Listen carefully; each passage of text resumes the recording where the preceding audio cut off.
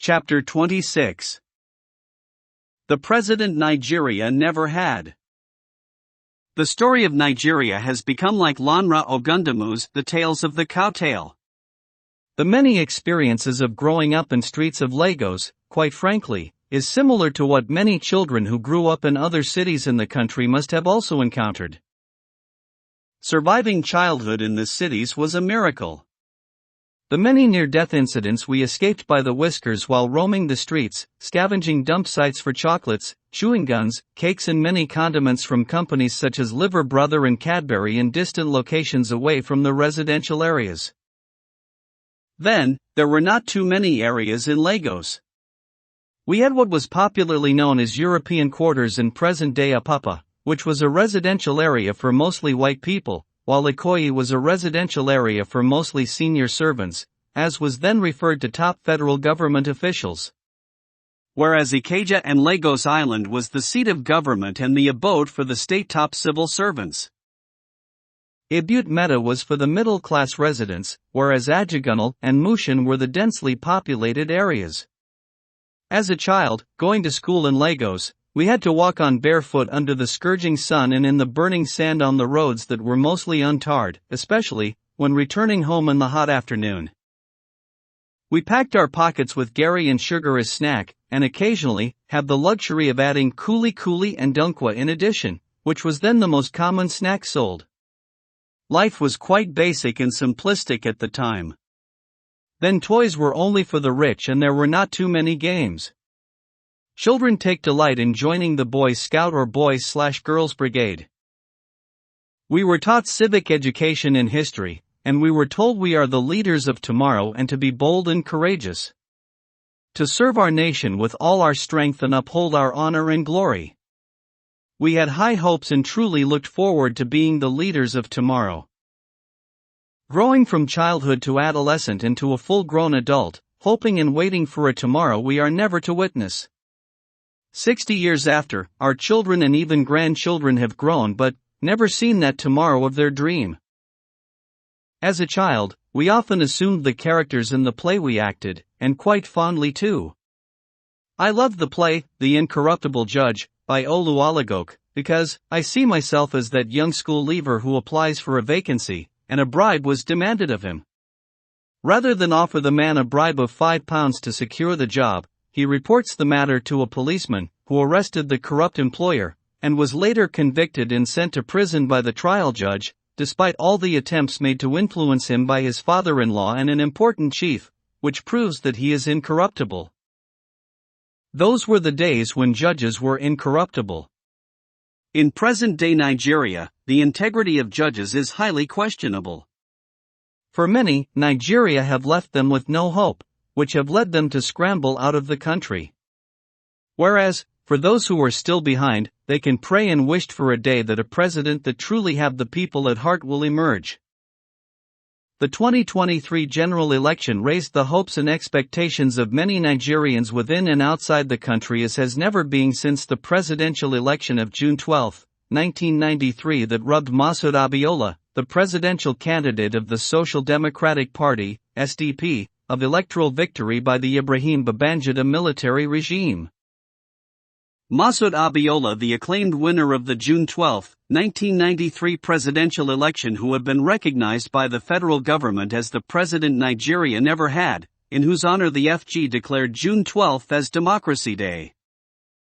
10 years down the line, history once again repeated itself as the acclaimed winner of the 2023 presidential election, Peter Obi of the Labour Party, LP, who was rubbed in an unpopular and unprecedented coup d'état that was orchestrated by the Independent National Electoral Commission, INEC, with its announcement of the results of an inconclusive election in favor of the All Progressives Congress, APC, presidential candidate, Ahmed Bola Tinubu, while the results were still being uploaded from the collation centers.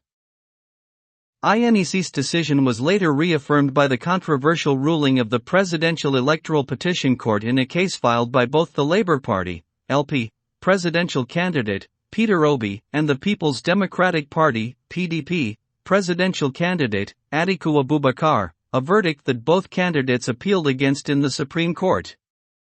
Once again, the case went in favor of the APC candidate, Bola Tinubu, and that literally ended the litigation processes. Nigerians have moved on and put all the election matters behind them.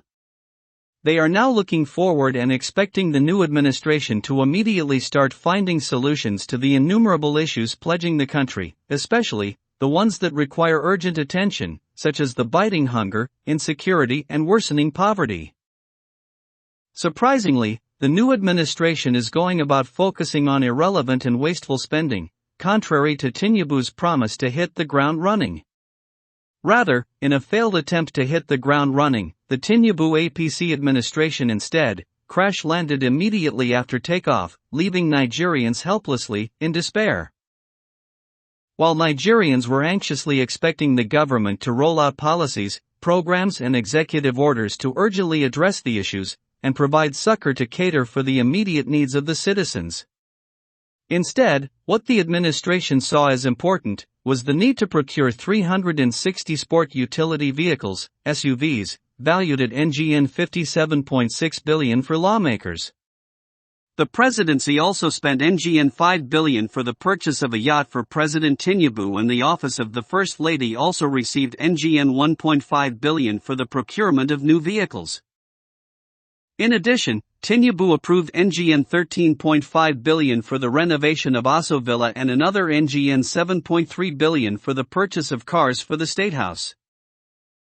In November, President Tinubu signed the N2.176 trillion Supplementary Appropriation Act in Abuja, purportedly to strengthen Nigeria's security architecture and address Nigeria's critical infrastructure deficit, amongst other considerations. This was announced by the President's Special Advisor on Media and Publicity, Ajurin Jalali. Nothing in the entire supplementary budget addresses the urgent food needs of the citizens.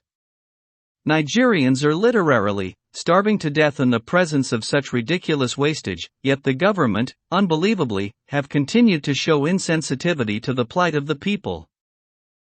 Tinubu's administration have gulped approximately NGN 2.5 trillion in a space of 6 months, and of this whole amount, there is nothing in the government's plan to solve the biting hunger in the country that is taking innocent lives of children, the elderly, and the physically disadvantaged every day.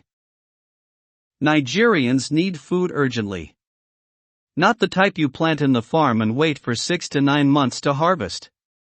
That can be a long-term plan.